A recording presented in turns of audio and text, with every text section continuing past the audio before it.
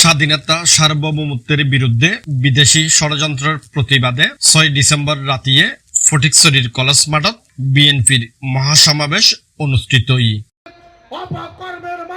সভার প্রধান অতিথি আছেন চট্টগ্রাম উত্তর জেলা বিএনপির যুগ্ম আহ্বায়ক ও মিরসরাই উপজেলা পরিষদের সাবেক চেয়ারম্যান নুরুল আমিন। প্রধান বক্তা আছেন চট্টগ্রাম উত্তর জেলা বিএনপির যুগ্ম আহ্বায়ক ও চট্টগ্রাম 2 ফটিকছড়ি আসনের মনোনয়ন প্রত্যাশী সরওয়ার আলমগীর। আমরা রাজপথে আন্দোলনের মধ্য দিয়ে হাসিনার পতন ঘটিয়েছি।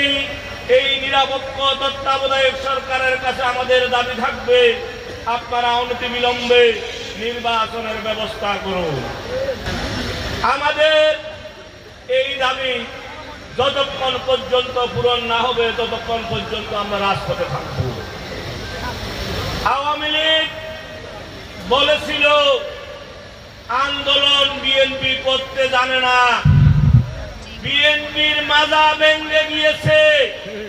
আন্দোলন কত প্রকার ও কি কি আওয়ামী লীগ জানে।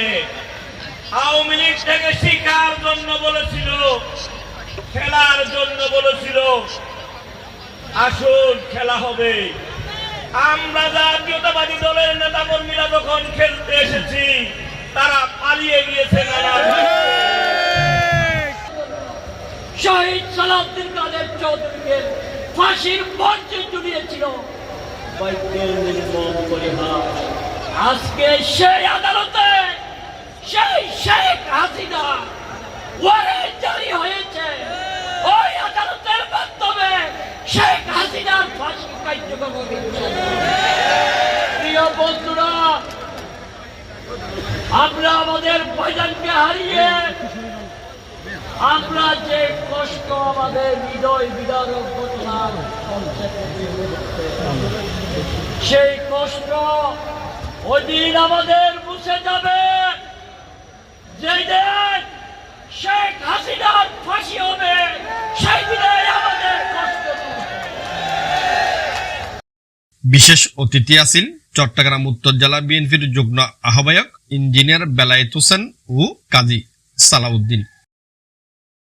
মোবারক হোসেন কাঞ্চনের সভাপতিত্বে জেলা কৃষক দলের সদস্য সচিব নাজিমউদ্দিন শাহিন ও মনসুর আলম চৌধুরীর যৌথ সঞ্চালনায় অনুষ্ঠানের বক্তব্য রাখি বিএনপি নেতা সুলাইমান মঞ্জু, আরশাদ হোসেন সেলিম, বদিল আলম তালুকদার সহ আরো বোধকে।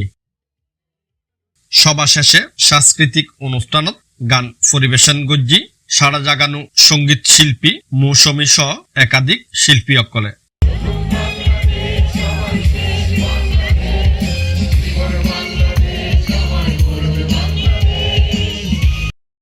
Anwar Hossain Farid, C+ TV, Fatikchhari, Chittagong.